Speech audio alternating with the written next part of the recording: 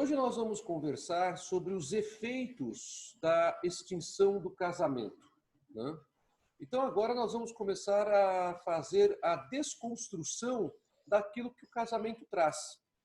Conforme vocês já estudaram com a professora Débora, o casamento ele gera efeitos pessoais e patrimoniais os mais variados. E esses efeitos pessoais e patrimoniais, eles duram durante todo o tempo do casamento.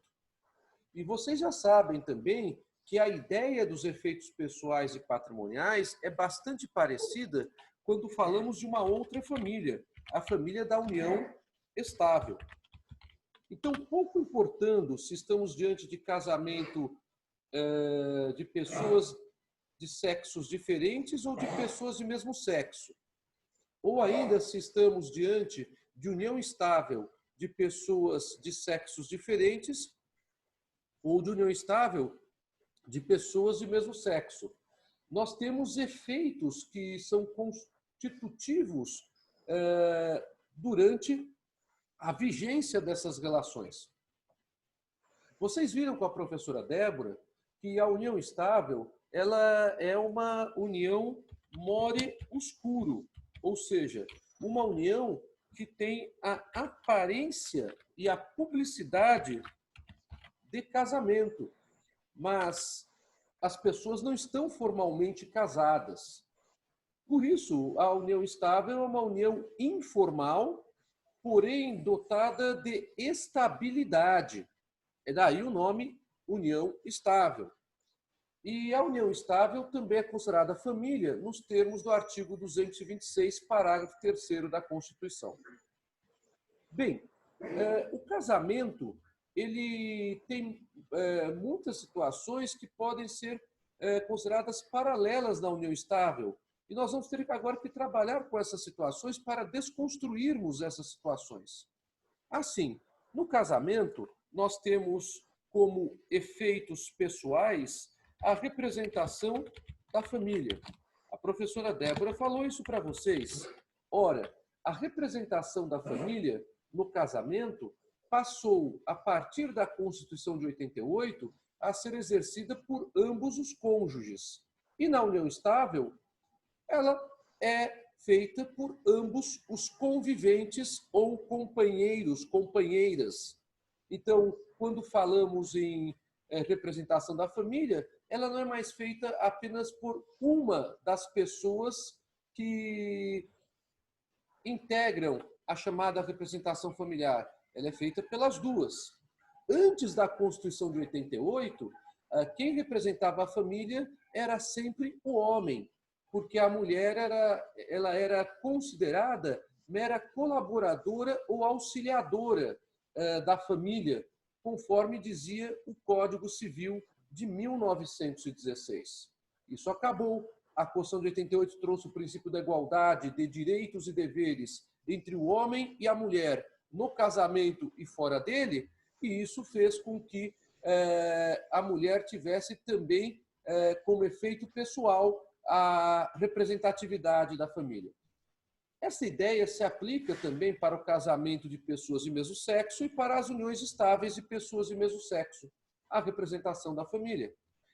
Aí foi lembrado também, certamente, pela professora Débora, que a fixação do domicílio familiar também passa como efeito pessoal do casamento, e podemos dizer da união estável também, a ser considerada como um efeito que é de atribuição de ambos os representantes da família. Então, a fixação do domicílio familiar pode ser estabelecida tanto por um como por outro, seja uma união de pessoas de mesmo sexo formal ou informal, seja uma união de pessoas de sexos diferentes, formal ou informal. Então, aqui a fixação do domicílio também é uma fixação bilateral, assim como a representação da família. A professora Débora também falou para vocês sobre o nome de casado, normalmente atribuído historicamente à mulher. a mulher podendo ou não adotar o patronímico do marido. Percebam vocês que eu só estou fazendo uma resenha daquilo que ela falou para vocês entenderem agora no que a gente vai entrar. E o que acontece quando a gente trabalha com o nome de casado? A mulher ela pode adotar o patronímico do marido ou não, e pode adotar parcial ou totalmente esse patronímico. Essa liberdade que ela tem de opção, ela é declinada no procedimento de habilitação de casamento. Com relação à união estável, já existia desde 1973, a Lei de Registros Públicos, a possibilidade da concubina, e concubinato hoje não é igual à união estável, de adotar o patronímico do concubino. Isso está na Lei de Registros Públicos, que é a Lei 6.015, de 31 de dezembro de 73. Lei de Registros Públicos. Estou aqui abreviando e passando para vocês. Pois bem, com o surgimento do Instituto da União Estável, como família, e deixando-se de considerar o concubinato família no sentido civil da palavra, então o concubinato ele apenas gera, quando muito, efeitos obrigacionais a partir da entrada em vigor do Código Civil de 2002, o que nós temos é uma situação um pouco diferente aqui. Quando se fala em adoção do patronímico, estamos falando de união estável. Então, é possível, sim, a adoção do patronímico em uma união estável desde o início dela, bastando que os interessados, os companheiros ou companheiras, se dirijam ao cartório de registros civis para se lavrar a necessária escritura, aonde constará o novo nome daquele companheiro ou daquela companheira, daquele convivente ou daquela convivente, que por força da união estável está sendo adotado. Então, aí neste caso, a união estável ela não passa por aquele procedimento todo de habilitação de casamento, mas ela acaba sendo um meio utilizado para alteração do nome do convivente ou da convivente. Então, percebam aqui, nós temos uma situação também a ser lembrada quando falamos de alteração do nome.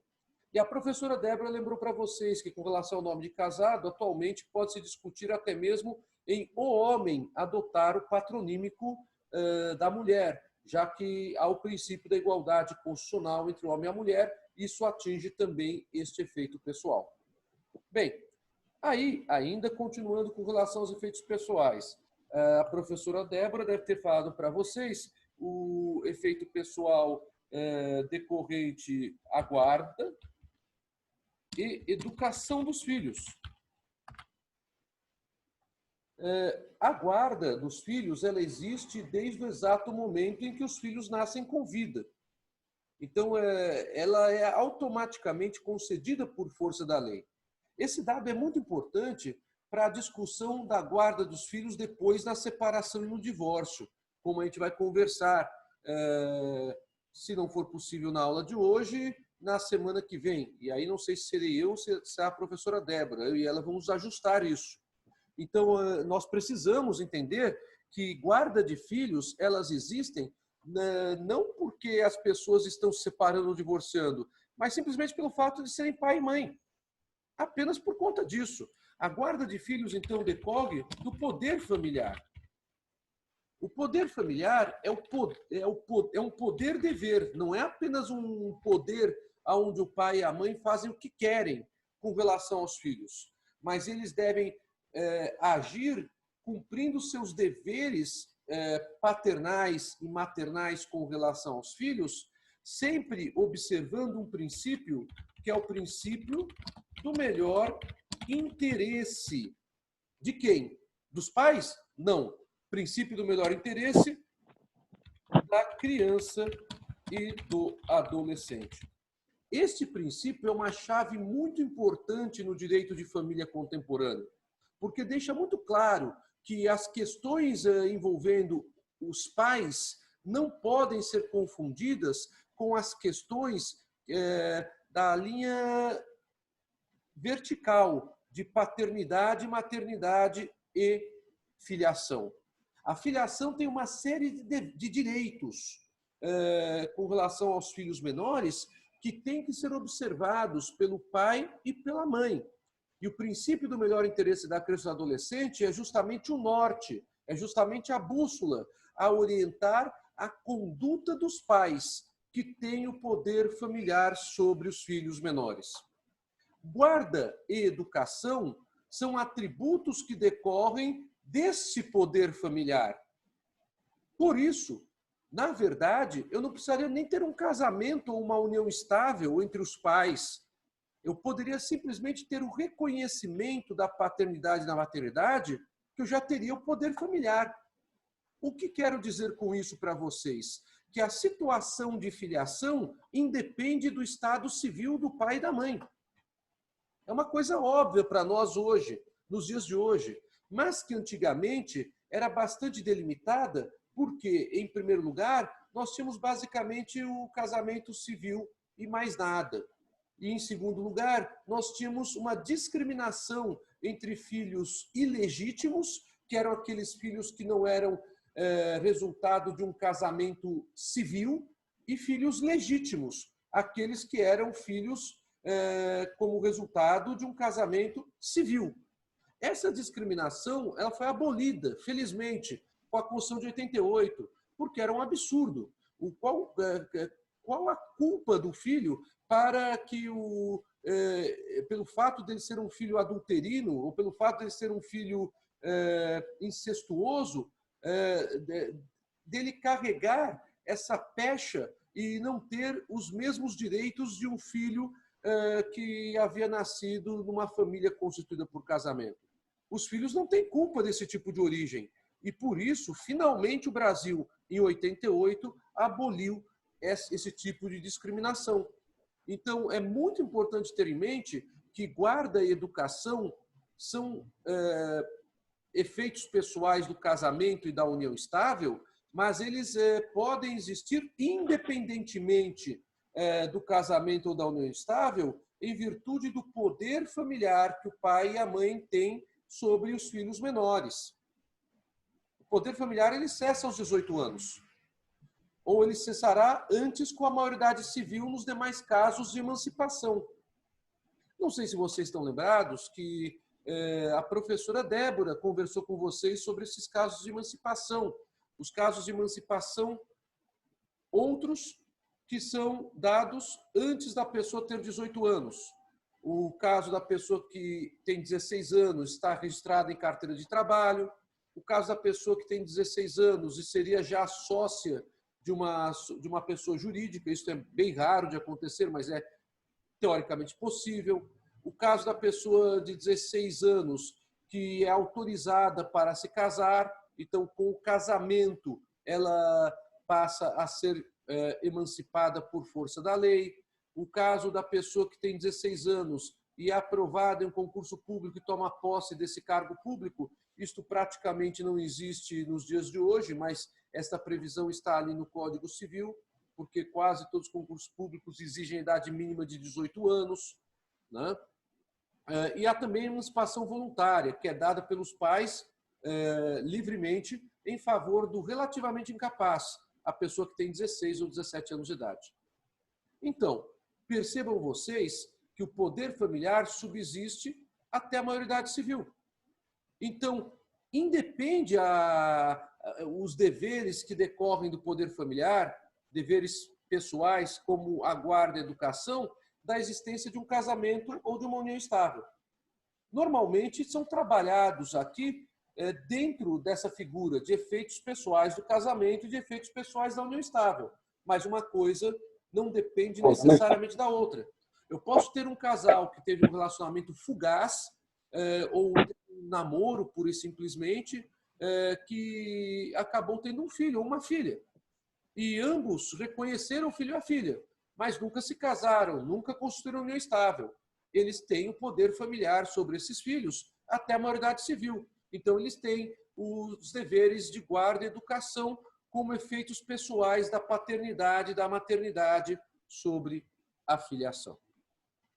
Bem, com relação aos efeitos pessoais, percebam vocês, então, que eles são muito importantes. e nós vamos ter que trabalhar com eles no momento da desconstrução. Vejam a outra situação aqui, a dos efeitos patrimoniais.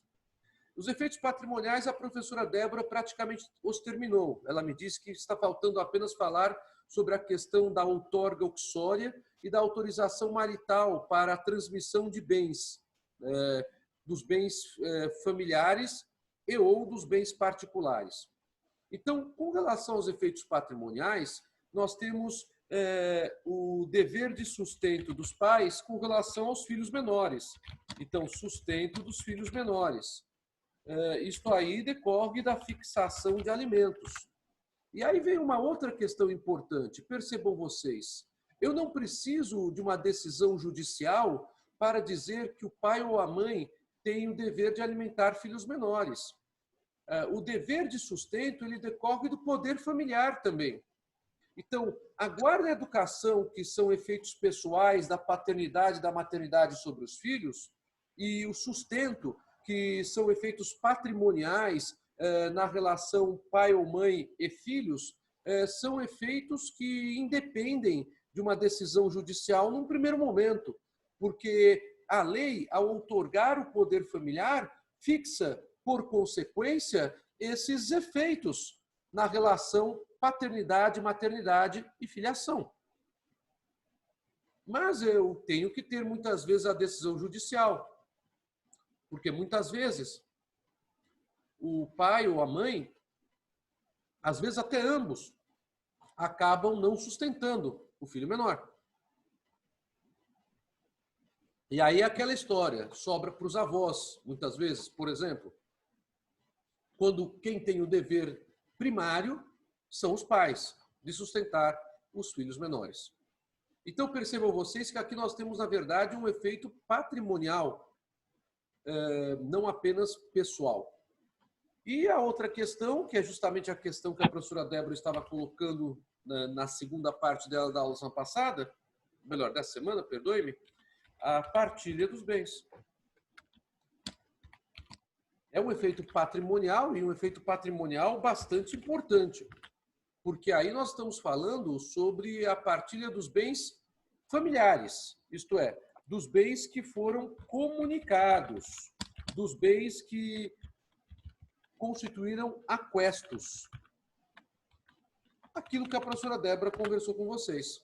Eu vou ter a desconstituição do casamento por separação ou divórcio, ou eu vou ter a dissolução da união estável, eu tenho que discutir a partilha de bens daquele casal. Tá? Então, percebam vocês que é bastante importante toda essa discussão agora quando falamos separação e divórcio. Então, vocês aprenderam com a professora Débora a construção dos efeitos. E agora que vocês têm conhecimento disso, nós vamos ter que começar a discutir a desconstrução dos efeitos. Podem fazer perguntas se vocês não entenderam, tá? Há uma pergunta aqui que está no privado, então não vou identificar a pessoa. O poder familiar pode gerar uma outra classe inferior de poderes? Eu não entendi exatamente a sua expressão, outra classe inferior de poderes. O que o poder familiar estabelece é que tanto o pai quanto a mãe têm o poder familiar com relação aos filhos menores, desde o nascimento com vida até a maioridade civil deles, tá? E esse poder familiar, ele não é um poder onde o pai e a mãe decidem de forma arbitrária, pura e simplesmente, aquilo que eles querem para os filhos. Esse poder, ele é um poder-dever. Então, não é apenas um poder. É um poder-dever porque, com relação aos atributos do poder familiar, que dizem respeito aos deveres de guarda, sustento e educação dos filhos menores, os pais, tanto o pai quanto a mãe, deverão se pautar pelo princípio do melhor interesse da criança e do adolescente. Esse princípio, inclusive, é muitas vezes utilizado em processos onde os pais disputam a guarda da criança ou do adolescente, ou ainda onde se discute a pensão alimentícia para o menor. Então, é bastante comum esse tipo de discussão. Então, não pode haver uma arbitrariedade pura e simples dos pais quanto à definição do destino dos filhos.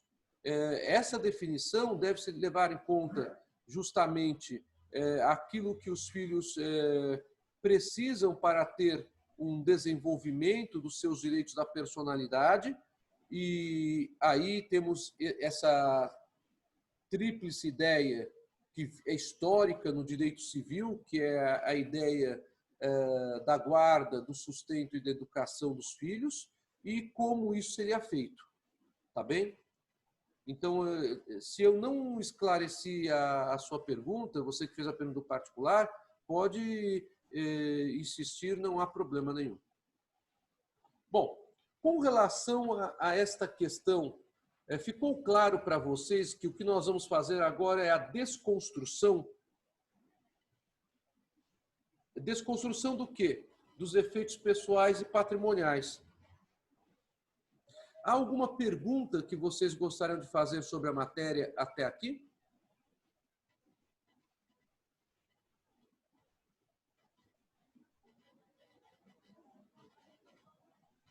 Ok.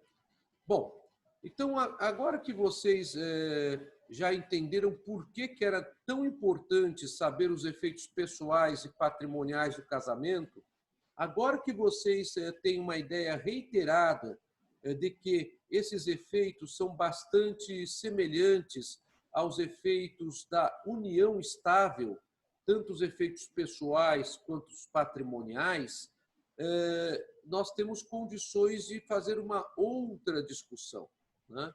Que é a discussão da desconstrução. Nessa discussão da desconstrução, nós temos que discutir, então, eu vou aqui escrever, à luz daquilo que conversamos eu com vocês na sexta-feira passada, os efeitos dessa desconstrução. Falamos que o casamento ele se extingue por morte. Bom, a extinção por morte, os efeitos da extinção do casamento por morte são efeitos relacionados não ao direito de família, mas ao direito das sucessões. Então, esse é o primeiro ponto. O casamento ou a união estável, extintos por morte do cônjuge, do convivente, da convivente, é matéria de sucessões. Apenas lembrando que, com relação aos bens familiares, nós temos o direito de meação. E esse direito de meação não é, estou aqui já grifando, não é objeto de herança. Por que o direito de meação não é objeto de herança? Eu estou me referindo aqui ao cônjuge sobrevivente ou ao convivente sobrevivente. Percebam vocês, o que será objeto de herança será o patrimônio do de cujus. Estou aqui escrevendo de cujus. Se escreve desse jeito. Por favor, não cometam o erro de grafia que alguns cometem na faculdade de escrever de cujos. É de cujus, tá? O patrimônio do de cujus é integrado pelos bens particulares dele, mais aquilo que ele tinha de meação dos bens familiares. Este é o patrimônio do de cujus. O direito de meação do cônjuge ou da cônjuge sobrevivente, do convivente ou da convivente sobrevivente, não é objeto de herança. Não será partilhado, porque o cônjuge sobrevivente está vivo. porque o convivente sobrevivente está vivo. Então, esse direito de meação não é discutido na herança. Ele simplesmente é separado, porque não integrará a herança. Então, na extinção por morte, o que é o objeto de partilha diz respeito aos bens deixados pelo decujus, porque o casamento já se extinguiu automaticamente com a morte. Então, não haverá partilha entre o casal. O que haverá é a transmissão dos bens do decujus para os seus respectivos herdeiros. E isso é estudado em sucessões. Tá bem, Samuel? Que pena, que pena. A internet já tem feito algumas travessuras com a gente, né? Mas desejo sucesso. Eu vou postar essa aula hoje no meu YouTube, tá bom? Aliás, mais uma vez eu peço aí para vocês que vocês deem uma força para mim. É um canal nitidamente amador, não tem nenhuma pretensão de ser profissional, onde estão as minhas videoaulas desse semestre e do semestre passado. Tanto de direito civil, quanto de direito internacional e direito consumidor, que são as disciplinas da minha pesquisa acadêmica e às quais eu me dedico há muitos anos, tá? Então, mais uma vez, vou escrever aqui o meu canal do YouTube, Roberto Cenis de Lisboa, tudo junto. Tá, Samuel? Então, se você puder dar uma passada lá, se inscrever no canal e dar uma curtida, eu agradeço. Hoje à tarde mesmo já vou postar a aula de hoje lá. Tá? Bem, com relação à extinção do casamento ou à dissolução da união estável por morte, ficou claro como é que é essa situação? Há aqui uma pergunta. Então, o patrimônio será destinado aos herdeiros, não para o cônjuge, certo? Sim, exatamente. É matéria sucessória. O que eu posso ter, e vocês verão isso ainda esse semestre comigo e com a professora Débora, é a possibilidade do sobrevivente cônjuge ou do sobrevivente convivente concorrer à herança. Mas a ideia não é de uma partilha como é matéria de família. Simplesmente se partilha porque se extinguiu o casamento. E aí se partilham os bens entre os cônjuges. Como um deles morreu, a matéria com relação ao patrimônio dele é matéria de sucessões, é matéria de herança. Há uma pergunta aqui da Sabrina, não sei o que é meação. Fica tranquila, Sabrina. Vamos explicar o que é meação então para você. Bom, a professora Débora, na aula passada, ela conversou a respeito do regime de bens do casamento. E ela falou para vocês que o regime legal de bens é o da comunhão parcial. Então, esse é o regime que normalmente é adotado pelos casais no direito brasileiro. Se os casais quiserem adotar um outro regime, eles terão que fazer um pacto pré-nupcial, um pacto antinupcial. E no pacto antinupcial, eles vão declinar qual seria o outro regime, que pode ser o de comunhão universal, pode ser o de participação final nos aquestos, ou pode ser o de separação de bens. Então, percebam vocês que nós temos fundamentalmente 4 regimes de bens decorrentes de casamento no direito brasileiro. Um que é o regime legal. Então, basta as pessoas comparecerem na habilitação de casamento e indicarem que elas querem se casar pela comunhão parcial.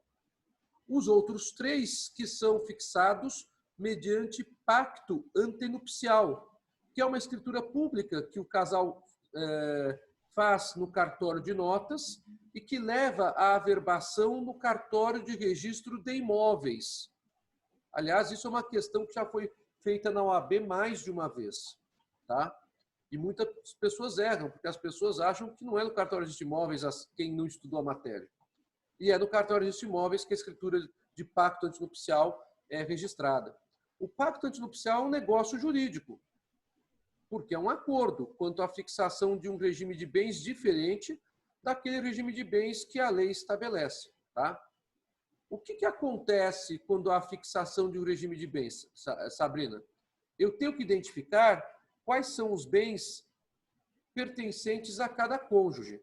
Eu tenho que identificar quais são os bens particulares de cada cônjuge e quais são os bens familiares, que são os bens que se constituem com o casamento. Não há bens familiares do casal antes do casamento. Não há bens familiares do casal antes da união estável. A partir da realização do casamento civil e a partir do reconhecimento jurídico da união estável, e o reconhecimento jurídico da união estável, vocês viram com a professora Débora, normalmente é posterior, eu tenho como estabelecer em que data começou a união estável antes. E aí eu dou efeitos retroativos para essa união estável. É assim que funciona. E aí eu tenho que descobrir o que são os bens particulares e o que são os bens familiares. Não há um regime de bens puro sangue. Então eu tenho ideias básicas dos regimes de bens. Então, na comunhão parcial, que é o regime legal, a regra é a de que os bens familiares são os bens comunicados. Os bens familiares são os aquestos. Bens comunicados. Os bens familiares são aqueles adquiridos a partir da data do casamento civil ou por causa dele. Esta é a regra geral na comunhão parcial que a professora Débora conversou com vocês. Então, aquilo que foi adquirido antes pelo homem e pela mulher, por exemplo, no casamento de pessoas de sexos diferentes, é do homem e da mulher e continua sendo bem particular, mesmo depois do casamento civil. Aquilo que é adquirido depois do casamento civil, em regra, passa a ser bem familiar, porque eu tenho a formação do aquesto, eu tenho a comunicação desses bens, os bens adquiridos depois do casamento. Esta é a regra, mas há exceções, porque em todos os regimes de bens, inclusive na comunhão universal, há bens que são incomunicáveis. Então, os bens incomunicáveis não formam aquestos. E por não formarem aquestos, não são bens familiares, são bens particulares. Então, quando se fala em meação, se está querendo dizer 50% dos bens familiares. Por isso que eu tive que fazer essa rápida explicação. Então, somente se fala em meação com relação aos bens que se comunicaram, com relação aos aquestos. Então, apenas se fala em meação para 50% dos bens familiares, porque os outros 50% são da outra pessoa, do outro cônjuge, do outro convivente. Não sei se deu para acompanhar a explicação. Ótimo. Mais alguma dúvida, pessoal?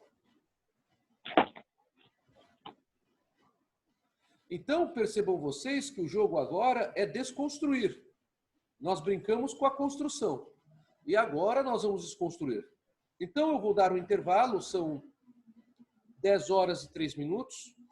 Voltaremos às 10h18, daqui 15 minutos. E aí eu vou mostrar para vocês como funciona o desconstruir. E eu vou começar falando desconstruir a partir de um tema muito importante no direito de família, que é o tema das soluções adequadas de conflitos. Então, até já. Vamos para o intervalo. Tome o cafezinho ou o café da manhã, que ainda não tomou, e daqui a pouquinho estaremos de volta.